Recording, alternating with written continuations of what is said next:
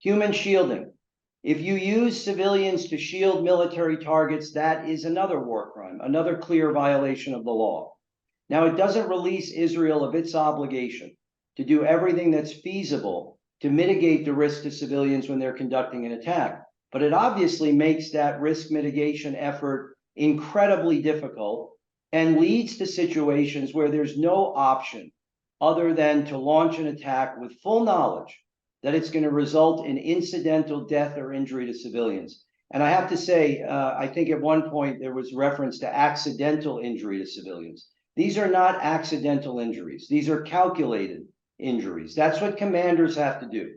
That is the burden of battle command. You have a target. It's a legitimate target. It has value. The enemy has put it in a location where it's impossible to attack it without causing civilian casualties. And an individual, a commander, has to make that judgment that the value of that target outweighs the consequence to the civilians of launching that attack. But the use of the human shields is itself a war crime. And in fact, and Natasha knows this from an event earlier today, in my view, even the phrase human shielding doesn't fully capture the gravity or the depravity of Hamas tactics. The notion of human shielding is that I'm using a civilian to prevent you from launching an attack. In my view, Hamas routinely wants the IDF to launch the attack because they need those civilian casualties to advance their information campaign.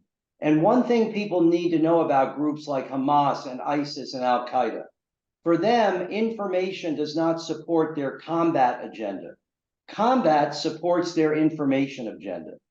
And when every casualty in a conflict is characterized as a civilian casualty, and it is interesting, isn't it, that when we hear the casualty numbers, apparently there are no Hamas fighters who have been killed in battle because everybody being reported is apparently a civilian. We know the effect that has on the public conscience. So I refer to this as indirect civilian targeting. You're using the enemy's military assets to murder your own civilians because you want them to get killed. That's not human shielding. That's even more aggravated. That's murder.